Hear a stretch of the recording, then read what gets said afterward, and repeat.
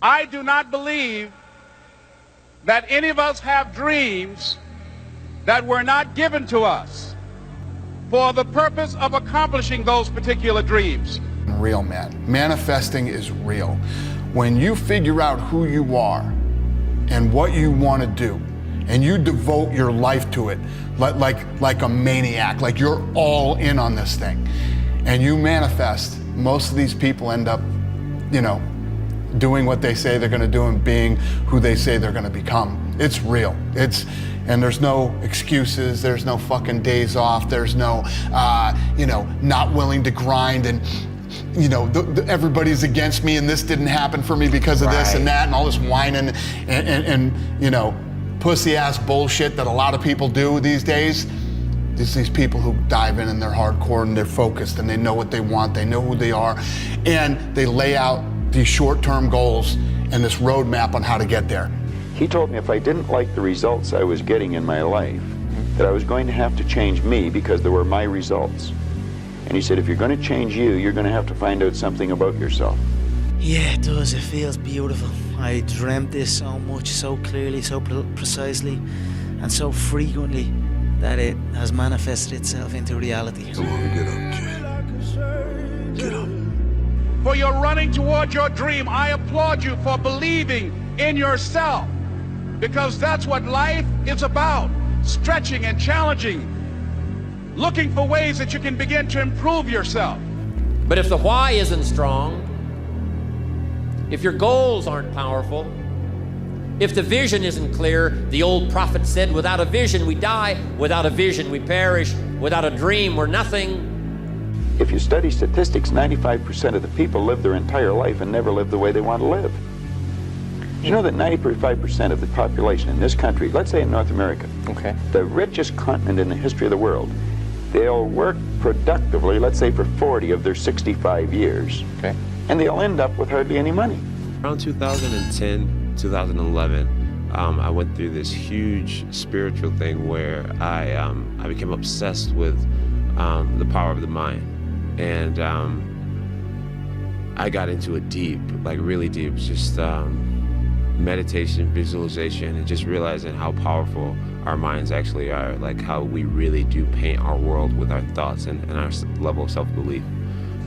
There are moments when you're going to doubt yourself. There are rough times that are going to come, but they have not come to stay. They have come to pass.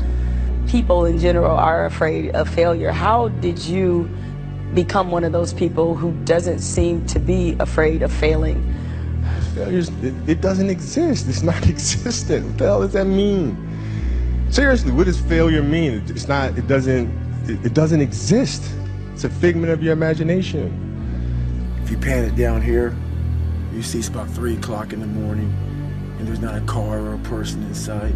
If you pan over here, it's the same thing. Not a car or a person in sight. People want to know where I find my strength at, where I get my strength. I get it from a lot of places, but right now, this morning, I'm getting it from, there's not a motherfucker that's up. There's not a car, there's not a person. Everybody's in their bed, sleep, dreading that it's a Monday, hate it's a Monday. And I'm loving it. I'm loving that. Where everybody's getting weaker, I'm getting stronger. It's not about the running, the swimming, the push-ups, the sit-ups. It's about what those things do for your mentality. You don't get better on the daggone couch. You get better by coming out here and getting the fuck after it every daggone day. Stay hard. There's going to be things in your life that you don't have control over.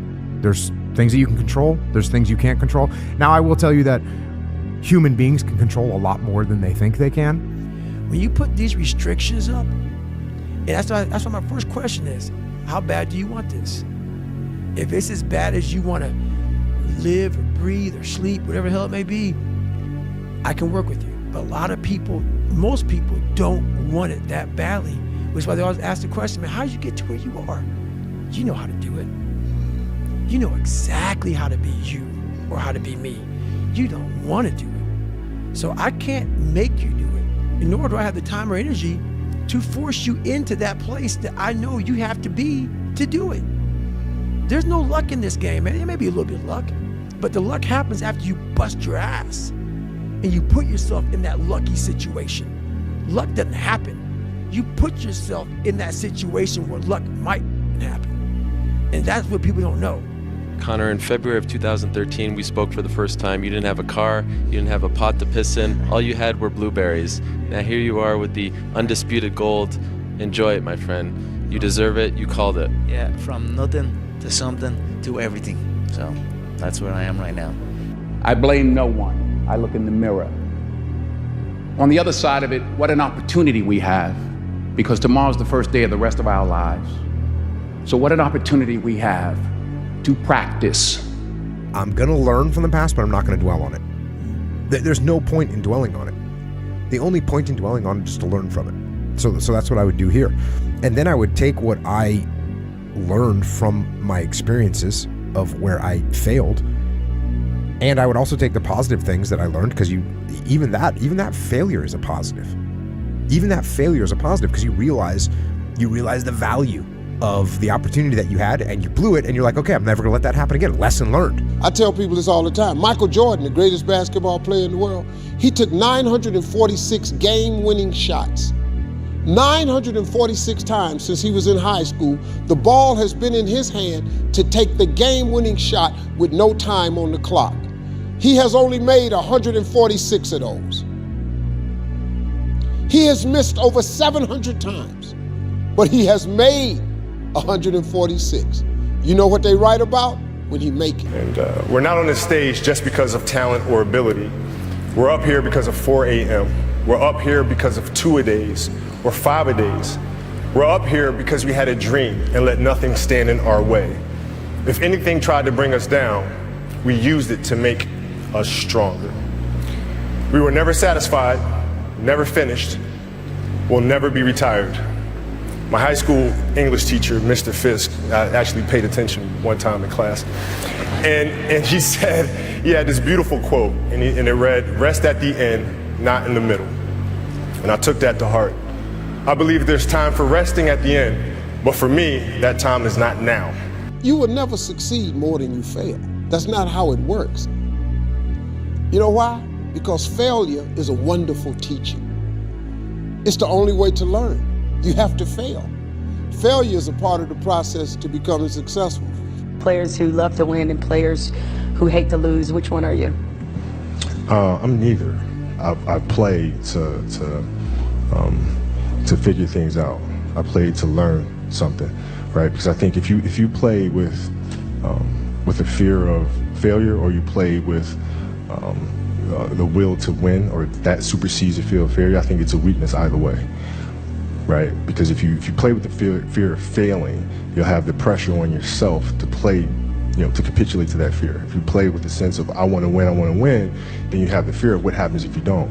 But if you find common ground in the middle, in the center, then it doesn't matter. You're unfazed by either, right? And that enables you to really just stay in the moment, stay connected to it, and not feel anything other than what's in front of you. They write about when you make it. So guess what? When you get through failing, all you got to do is make one. All you got to do is make one.